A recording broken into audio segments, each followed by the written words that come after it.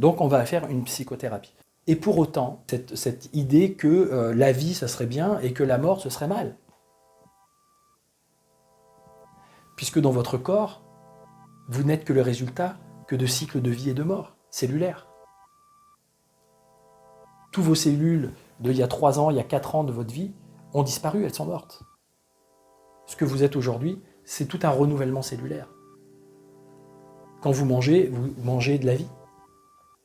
Donc l'idée, c'est de sortir de cette dynamique de jugement entre ce qui est bien et ce qui est mal, ce qui n'est pas évident, mais ça se fait à partir du moment où on arrive à se reconnecter à cette dimension, donc par de la méditation, par de l'hypnose, par de l'auto-hypnose, par l'idée en fait, si vous voulez, de passer dans des états de transe, parce qu'après on va utiliser, il y a des gens qui vont utiliser des systèmes de transe pour vous mettre en transe chamanique avec des tambours, il y en a d'autres qui vont utiliser de la relaxation, il y en a d'autres qui vont utiliser de la visualisation, il y en a d'autres qui vont utiliser de la pleine conscience.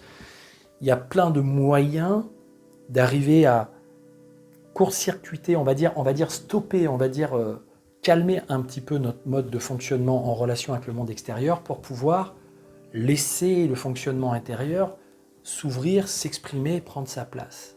Bon, sauf que notre esprit et notre mental va souvent réprimer ça, va souvent le remettre en question, parce qu'il va avoir l'impression que c'est quelque chose qui ne fait pas partie de soi, que c'est pas soi, ou que c'est trop puissant, c'est trop d'amour, c'est trop de lumière.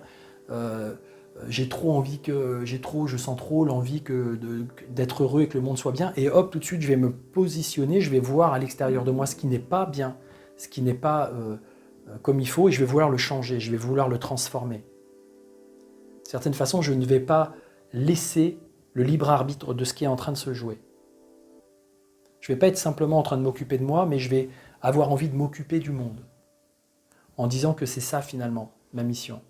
Donc le développement personnel a tendance à amener à cette envie de pouvoir être une personne qui fonctionne le mieux possible dans ce monde pour tirer un maximum de profit, de bénéfices par rapport à son propre système de valeurs et à son propre système d'évaluation et à son propre système de croyance.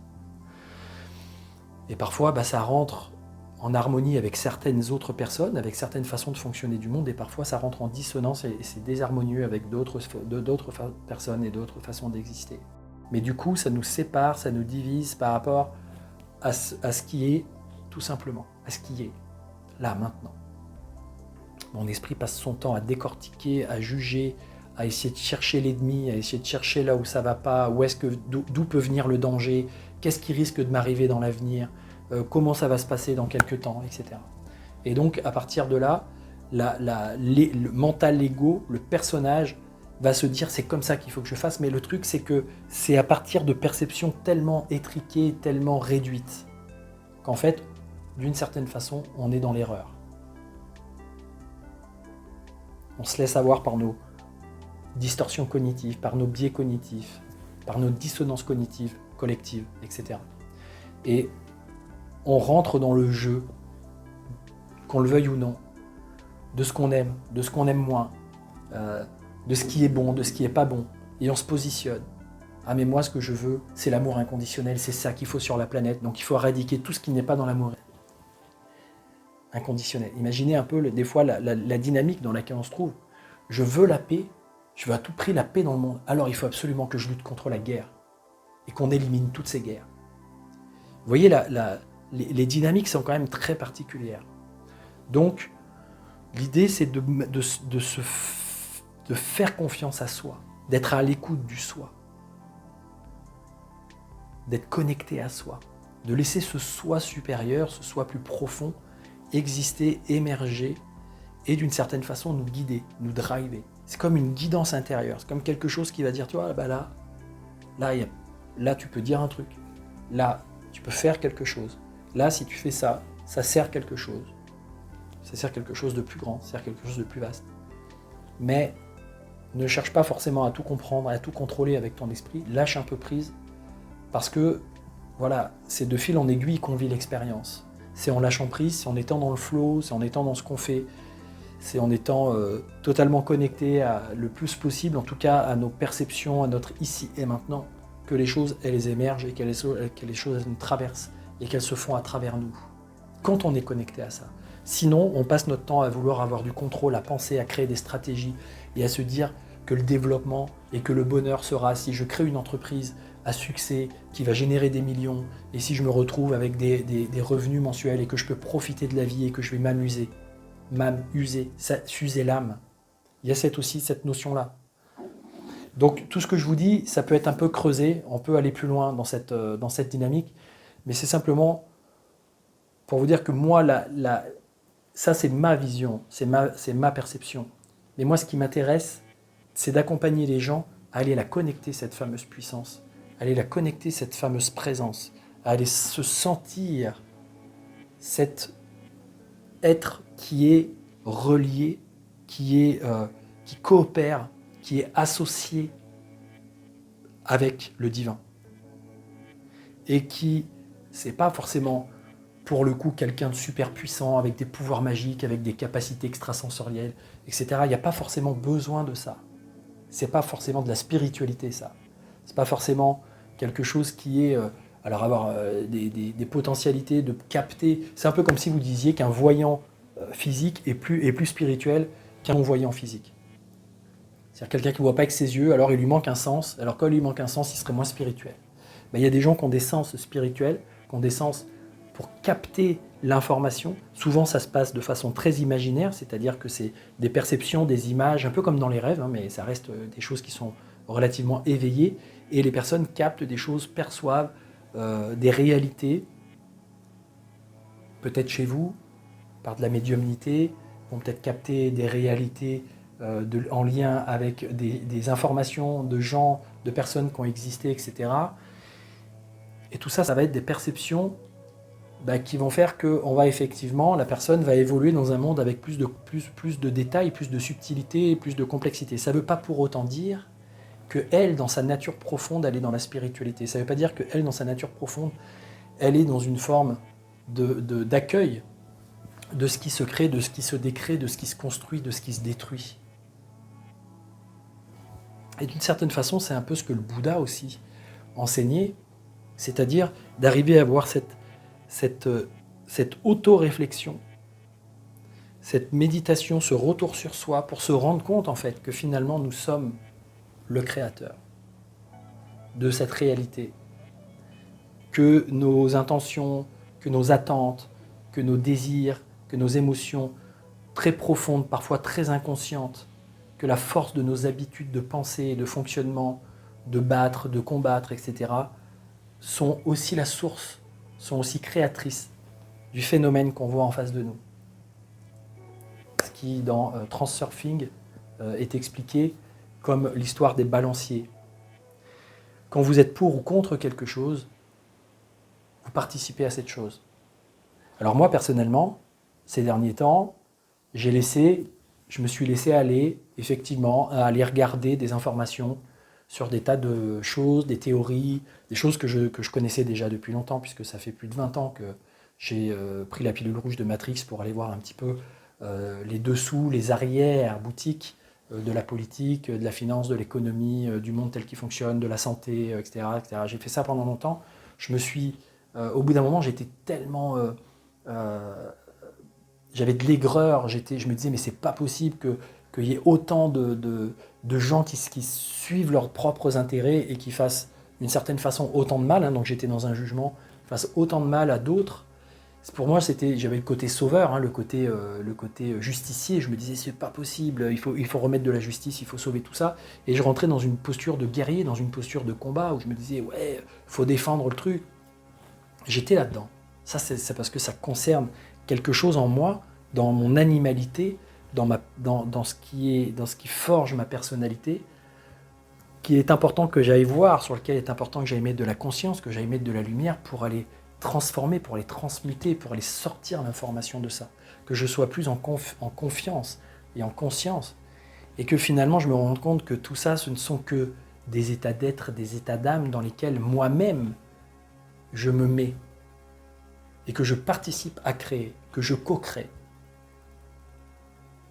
Donc quand je fais des informations sur la 5G, sur le rapport peut-être qu'il peut y avoir plus ou moins étroit entre l'épidémie, le déploiement de la 5G, un certain nombre de choses qui peuvent éventuellement être proposées derrière, puisque derrière il y a une forme de business, qu'il peut y avoir une forme de business plan de certaines industries qui veulent vendre beaucoup de vaccins ou ce genre de trucs. Bon, quand je parle de tout ça, effectivement, à l'intérieur de moi, il y a quelque chose qui se dit, c'est important que les gens y voient plus clair là-dedans, c'est important que les informations soient diffusées, parce qu'effectivement, il y a du faux, il y a du vrai, mais parfois le vrai est tourné en faux par ceux qui veulent démonter le truc, et donc ils vont dire « Ah, il dit ça, mais en fait, en réalité, ils vont vous donner 2-3 exemples pour démonter. » Donc, tout ça, ça me fait rentrer dans une perception et ça me fait rentrer dans une sorte de lutte personnelle, intérieure. Je suis en conflit, je suis divisé, je suis contre des choses, parce que j'estime que dans le monde extérieur, il ne doit pas se passer certaines choses ou qu'il doit se passer certaines choses. Et à partir de là, je ne suis pas centré. Quand le Bouddha il a médité pendant 7 ans sous un arbre, il n'était pas en train de se préoccuper de savoir ce qui se passait dans le monde, s'il y avait des guerres, des gens qui se déchiraient, etc. Et c'est petit à petit qu'il a pris conscience qu'en fait, à un certain niveau de conscience, au-delà de lui, il pouvait se rendre compte, il pouvait s'apercevoir que toutes ces créations, destruction, tout ce qu'on estime être le bien, le mal, etc., sont liées à des dynamiques intérieures et qu'elles se répercutent et qu'elles sont contagieuses et qu'on se les répercute les uns sur les autres et que d'une certaine façon, on est toujours en train de jouer à ça, même quand on va regarder des séries. On cherche ça, on s'alimente de cas, on s'alimente de difficultés, on s'alimente de violence, on s'alimente de pouvoir, on s'alimente on cherche, ou on s'alimente de bien-être, on cherche le rire, on cherche... Et d'une certaine façon, on préfère, on évalue, on préfère des choses, on aime plus des choses que d'autres. Et on n'est pas dans une forme d'équanimité, on n'est pas dans une forme d'observation de tout ça, de façon à pouvoir être un créateur, un acteur conscient. Donc l'idée de réaliser cette dimension, l'idée de réaliser que l'on est aussi le créateur et le co-créateur de tout ça, mais que parfois on se coupe de la véritable source, du véritable créateur initial, créateur-réalisateur initial. Nous sommes des acteurs en lien avec ce créateur. Quand on se coupe de ce lien, quand on n'est plus connecté à ça, alors on se retourne vers le monde extérieur et on cherche à s'alimenter, on cherche à avoir de l'énergie avec notre propre création et avec la co-création qu'on a avec les autres. Et on sent qu'il y a des manques, on sent qu'il y a des vides, on sent qu'il y a des pertes. Et on va sans cesse, étant donné que ça va générer l'impression qu'on va mourir, l'impression qu'on va souffrir, l'impression qu'on va être dans la douleur, l'impression que les choses vont s'arrêter, que notre vie va s'arrêter, que mon activité va s'arrêter, que ma vie de couple va s'arrêter, que peut-être même la vie tout court de gens autour de moi va s'arrêter parce qu'il va y avoir des accidents, il va y avoir des maladies. Et en fait, on rentre dans ces peurs, on rentre dans ces dynamiques qui sont liées à cette crainte de la mort, alors que d'une certaine façon, on est éternel au fond, très profondément. Dans ce que l'on est, la source de ce que l'on est éternel, et que pour moi, c'est la croyance que j'ai, ça, c'est ce corps, cette vie, cette réalité, c'est un jeu, J-E et J-E-U. Je joue une partie du tout. Lui joue plein de jeux, plein, des milliards de jeux, simultanément, qui se coordonnent les uns avec les autres. Et ça crée une espèce de perfection globale, au final, qui se renouvelle en permanence, qui crée des nouvelles choses et qui se détruisent.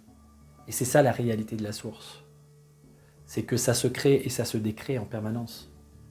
Et l'idée, c'est que si moi j'arrive à sentir, si j'arrive à me percevoir, si j'arrive à connecter à ça, il y a comme une espèce de sensation d'accomplissement, de réalisation. C'est ça le véritable accomplissement-réalisation. Il y a une espèce de sentiment d'accomplissement et de réalisation, et d'épanouissement aussi, d'énergie, quelque chose qui se diffuse, qui est dans une forme de paix, dans une forme d'amour, même pour des choses compliquées, même pour des choses difficiles.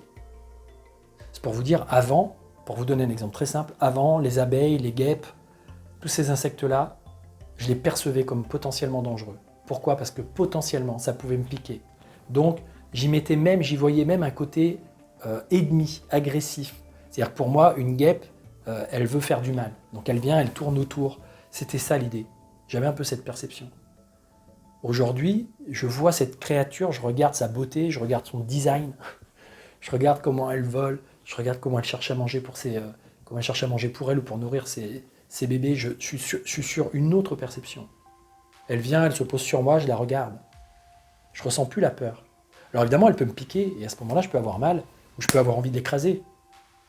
Et effectivement, une fois, j'ai même laissé une guêpe venir sur ma bouche parce que je mangeais un sandwich, et donc je l'ai laissé faire, machin, elle s'est mise sur ma bouche, j'ai attendu un moment, j'ai regardé, puis au bout d'un moment, elle m'a mordu la lèvre. Alors à ce moment-là, je l'ai éjecté, et puis je me suis dit, bon là, elle va paniquer, donc voilà, il va y avoir un conflit entre nous, il va y avoir une guerre entre nous, donc je vais partir, et je vais éviter la douleur, c'est normal. On va toujours avoir ces réflexes conditionnés à l'intérieur de nous. Mais avant, j'aurais même pas laissé venir se poser ou quoi que ce soit. J'aurais fait des grands gestes, j'aurais cherché à m'en débarrasser. C'est ce qu'on fait avec la vie, c'est ce qu'on fait avec les gens, c'est ce qu'on fait avec les situations. On cherche à se débarrasser des choses, on cherche à ordonner, à clarifier, à ranger, à contrôler la vie pour se sentir à l'intérieur, pour sentir un minimum qu'on n'est pas trop mal. Ou qu'on jouit un maximum. Mais on jouit quoi? On jouit de quoi? À partir de quoi? On se sert de quoi pour jouir? Est-ce qu'on se sert des autres? Est-ce qu'on se sert du monde? Ou est-ce qu'on se sert simplement directement à la source? Est-ce qu'on s'est connecté directement à la source? Et qu'à partir de là, il n'y a plus besoin de grand-chose. Alors je ne dis pas que moi, j'ai pas besoin d'un téléphone, d'un ordinateur, d'un appart. Je suis content d'avoir tout ça. Peut-être que ça, à un certain niveau, ça pollue, à un certain niveau, ça fait du mal à la planète, à un certain niveau, etc. Donc si effectivement, on peut trouver des solutions intelligentes pour que on va dire que ces moyens, que ces technologies, elles soient la plus en lien possible avec le vivant, alors là, j'ai envie d'agir dans ce sens-là, parce que ça concerne mes valeurs personnelles, mes valeurs de la personne. Parce que je reviens, et on va faire des allers-retours en permanence entre cette personne que l'on est et cet être supérieur et plus profond à la fois, qui nous compose de l'intérieur et qui compose aussi tout ce qui est à l'extérieur, d'une certaine façon, en tout cas cette chose qui nous dépasse largement et qui fait que pour notre ego, pour notre mental, etc., il y a un rapport un petit peu particulier par rapport à ça. Mais souvent un rapport qui est retourné. J'observe, je regarde et j'ai l'impression que je suis différent et que je vais prier, je vais demander pour que cette source, ou que cet être, ou que cette intelligence, ou que ce Dieu veuille bien m'accorder un certain nombre de choses. Et ça veut dire que là, j'oublie mon côté créateur, mon côté co-créateur avec lui. J'oublie qu'on est dans une alliance, qu'on est dans une reliance, qu'on est dans une coopération, et que l'idée, c'est que je décide de faire un certain nombre de choses en lien et en ressenti que c'est juste, en rapport avec ce que cette dimension supérieure d'une certaine façon, a aussi envie d'expérimenter au travers de moi. Donc c'est très compliqué tout ça, hein. C'est pas forcément simple, mais quand on commence à faire un peu le tri, quand on commence à se dépouiller du personnage, des carapaces, des protections, de ce que je veux être, de ce qu'il faut que je sois dans ce monde, de la réussite que je recherche à tout prix, du fait que je veux à tout prix monter une entreprise pour ci et pour ça, et quand on commence à se rendre compte des leviers, des motivations qui sont sous-jacentes et qui ne sont pas forcément justes, on se rend compte que l'ambition que l'on poursuit ne sera pas forcément satisfaite. Et il y aura toujours un niveau de frustration, et il y aura toujours un niveau d'insatisfaction. Et vous aurez beau avoir plus, et vous aurez beau créer cette entreprise, et vous aurez beau la revendre, et vous aurez beau en créer une autre, et vous aurez beau avoir de plus en plus. Si vous n'êtes pas relié à cette source-là, vous chercherez à l'extérieur, vous chercherez ailleurs, ce qui en fait est à l'intérieur. Et ce que vous pourriez vivre et ressentir profondément en vous disant d'un coup, j'ai même plus besoin de tout ça. Je pourrais être à poil sur une île à manger des noix de coco et je serais très heureux en fait. C'est ça le paradoxe. Alors ça ne veut pas dire que la spiritualité, ça veut dire être totalement dépouillé de tout, détaché de tout et Quand on dit détaché, ça ne veut pas dire être sans rien. Ça veut juste dire qu'il y a des choses, j'ai des choses, je possède des choses, mais en même temps, je ne les possède pas. En même temps, si demain je les perds, ça ne va pas changer grand-chose à mon bonheur. Ça ne va pas changer grand-chose à mon bien-être intérieur. Parce que je me sens porté. Si demain je me retrouve à la rue, sans appartement, et que je suis amené à vivre une aventure humaine, une aventure de vie, qui fait que ce n'est pas tout à fait dans le modèle que j'avais imaginé au départ, et c'est pas grave. J'y vais même avec une certaine joie. Alors je vais voir qu'il y a des peurs qui me traversent, je vais voir que mon mental va se projeter, je vais voir que je vais peut-être vivre des situations un petit peu difficiles, il va falloir que je m'adapte. Mais profondément, si je reviens toujours à cette confiance, à cette foi, je vais me rendre compte en fait que tout ce que je croyais avoir besoin avant, j'en ai pas tant besoin que ça, et que la vie, finalement, elle se déroule quand même très bien. Parce que je suis relié, parce que je ne suis pas tout seul, isolé dans mon obscurité, dans mon ombre, à ne pas vouloir laisser passer la lumière à l'intérieur.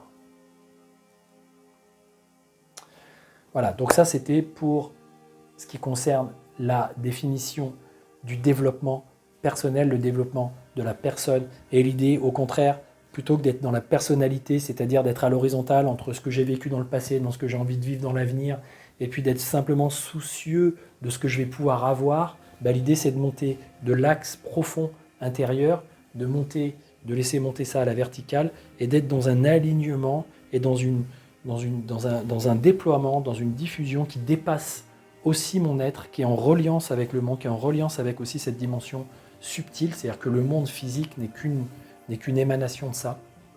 Donc l'idée c'est d'être aussi en reliance avec cette force, avec cette énergie, qui donne une sensation d'amour, qui donne une sensation de bien-être, une sensation de paix, qui peut être vite perturbée dans la matière. Donc c'est pour ça que ça nous entraîne, c'est pour ça qu'on fait des apprentissages, c'est pour ça qu'on apprend à acquérir une certaine forme de maîtrise. La maîtrise de soi, c'est pas le contrôle des choses, c'est pas le contrôle du monde. La maîtrise, c'est être capable de pouvoir, il y a des remous, il y a des choses, etc., c'est de pouvoir revenir à soi, revenir, se reconnecter, se recentrer, faire confiance. C'est ça l'expérience humaine, d'une certaine façon. C'est un peu ça que nous disent les maîtres spirituels.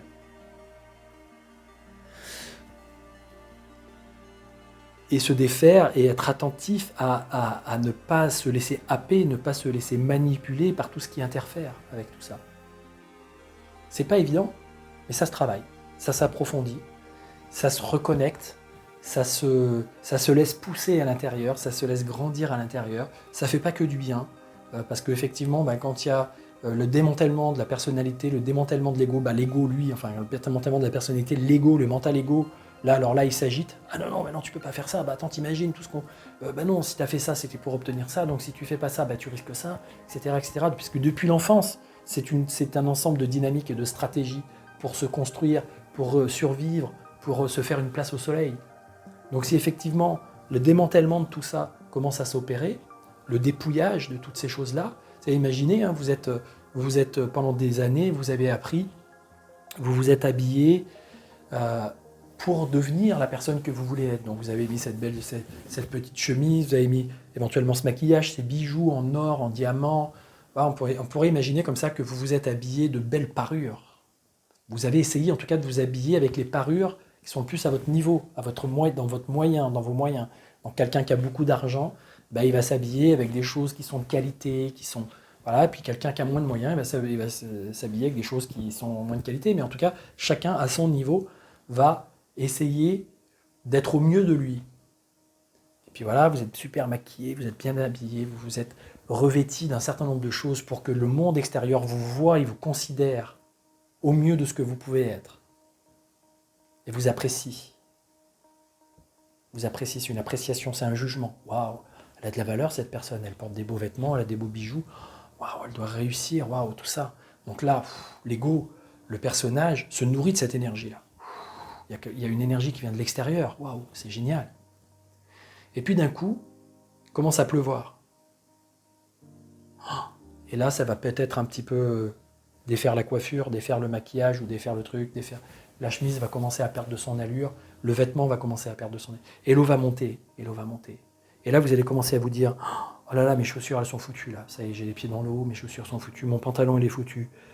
Et puis, petit à petit, vous commencez à sentir que vous perdez que finalement tout ce que vous aviez mis sur vous ce que vous aviez adapté comme parure, commence à ne plus être exactement comme vous le vouliez et n'a plus l'apparence que vous vouliez. Donc vous êtes en train de sentir une frustration, un désagrément, une contrariété que toutes ces belles choses que vous avez acquises, elles vont peut-être être abîmées, elles vont peut-être être foutues. Et donc, hop, ça monte. Et puis, au bout d'un moment, vous commencez à ne plus vous soucier des vêtements, des parures, parce que vous commencez à vous dire, oulala, mais là, l'eau, elle monte tellement que là, c'est même plus les parures, c'est même plus les habits, là, je m'en fous, mais là, je risque de me noyer carrément. Donc vous revenez à des choses plus essentielles. Vous commencez à vous dire, mais est-ce que je vais encore pouvoir respirer si l'eau monte? Est-ce que je vais tenir? Est-ce que je vais pouvoir surnager? Est-ce que je vais être entraîné par le courant?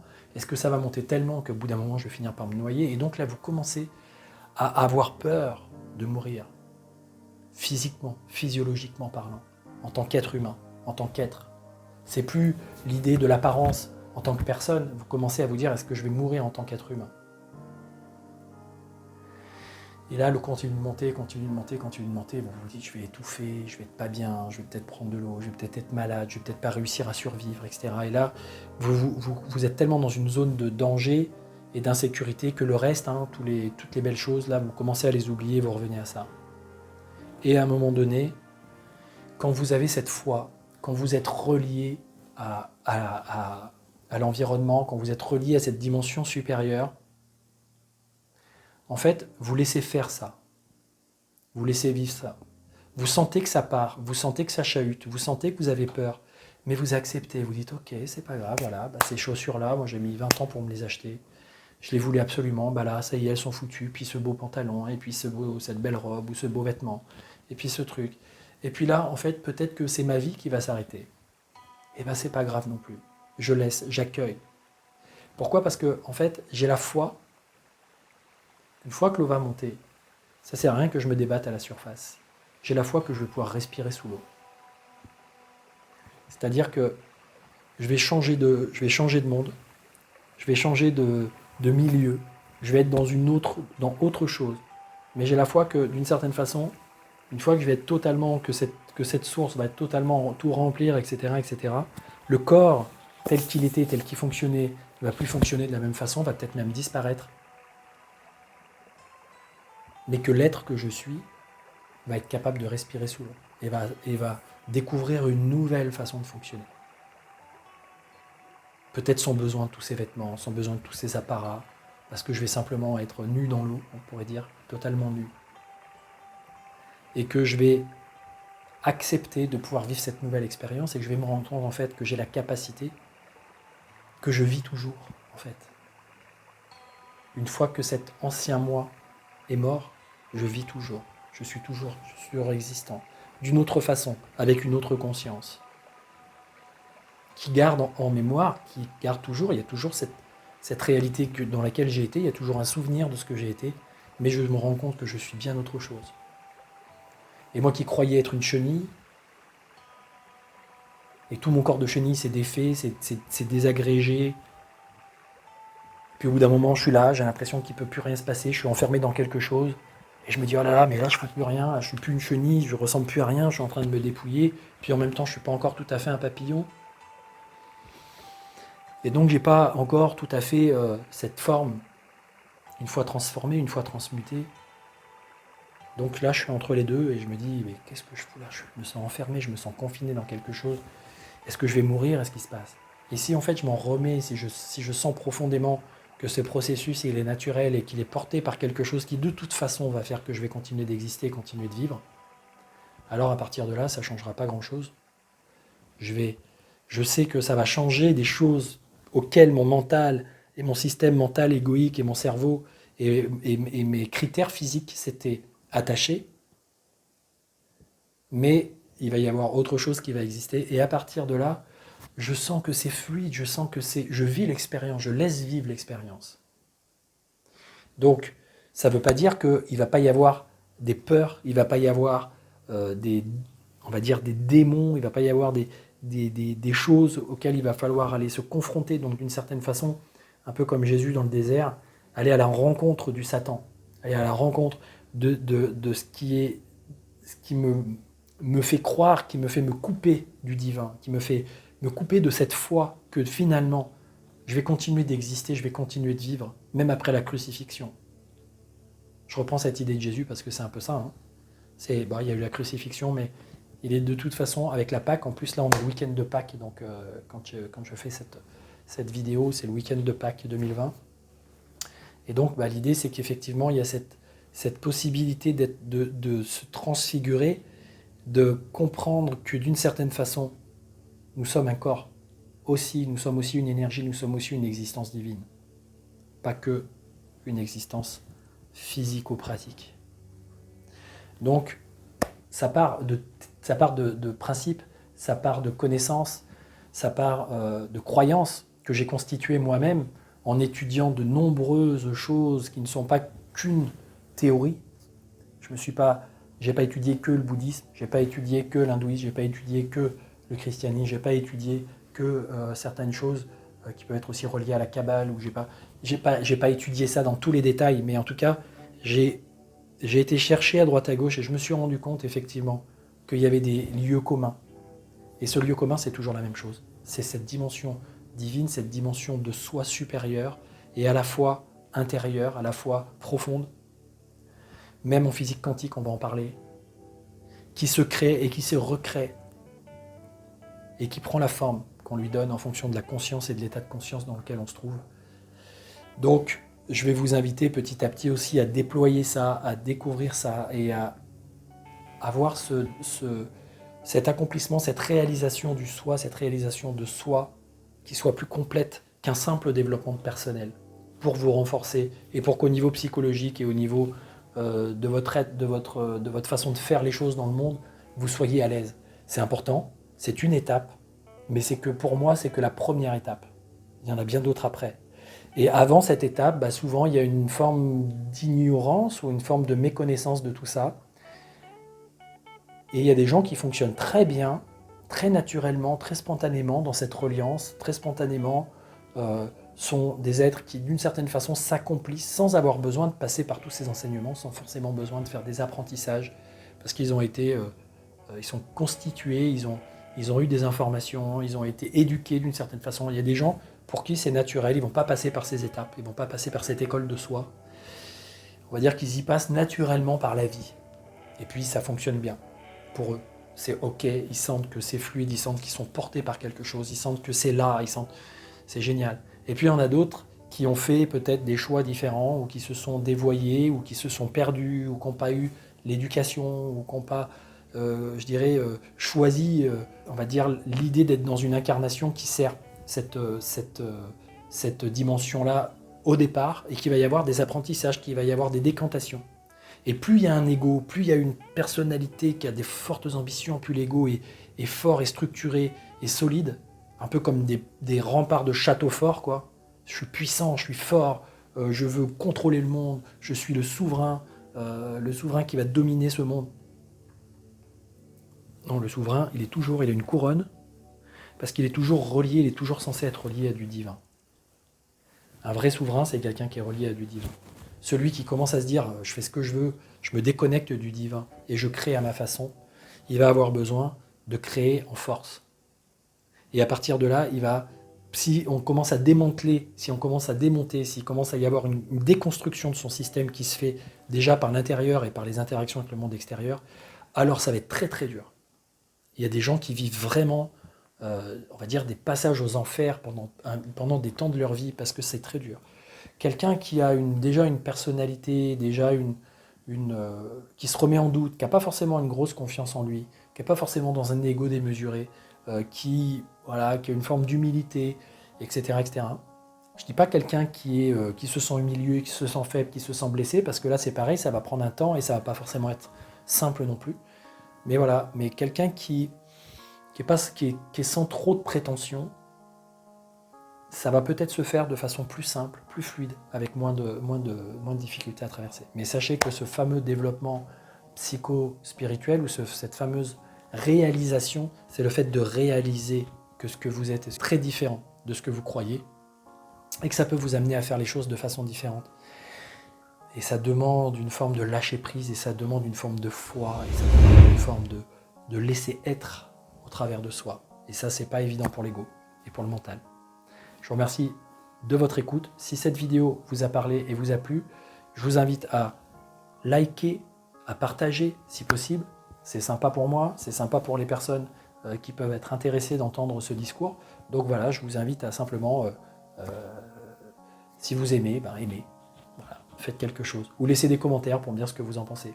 Voilà, je vous remercie beaucoup et je vous dis à très bientôt.